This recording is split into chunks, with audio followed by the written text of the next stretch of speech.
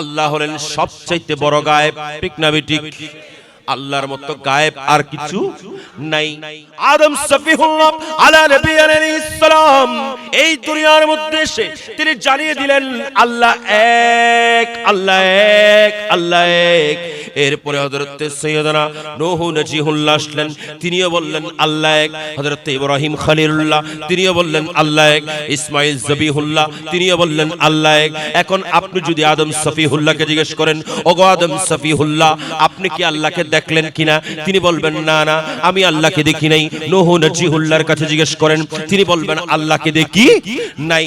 হযরত ইব্রাহিম খলিলুল্লাহকে জিজ্ঞেস করেন, তিনি বলবেন আল্লাহকে দেখি নাই। একের পর এক সমস্ত নবী রাসূল কেউ কিন্তু আল্লাহকে দেখে নাই।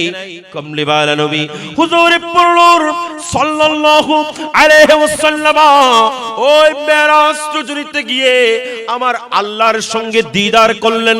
দিদার করার পরে জানিয়ে দিলেন আমি আল্লাহকে দেখলাম। কেমন দেখলাম? ফি আহসানি সূরাতিন, আল্লাহর আহসান সূরতে দেখেছি। আপনি বলবেন হুজুর আল্লাহর আহসান সূরত এটা কেমন? আল্লাহ এটা কেমন? আমি বলবো আল্লাহ কেমন এটা আল্লাহ জানেন আর আল্লাহর মাহবুব নবী জানেন। দুনিয়ার মধ্যে একমাত্র আমার রাসূল আমার আল্লাহকে দেখেছেন। তার কারণ হলো একজন দেখা সাক্ষী লাগবে। এই দেখা সাক্ষী যিনি, তিনি হলেন আমাদের নবী। एक ही खुदा सबका, उसका ज़ात वाहिद है।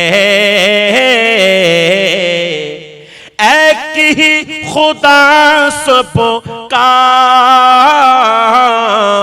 उसका ज़ात वाहिद है।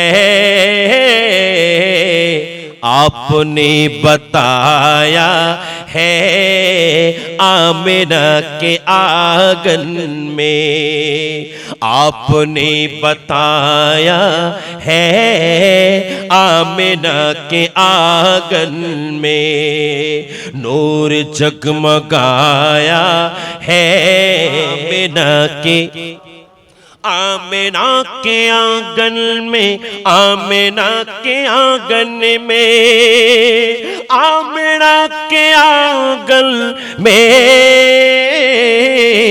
आमिना के आंगन में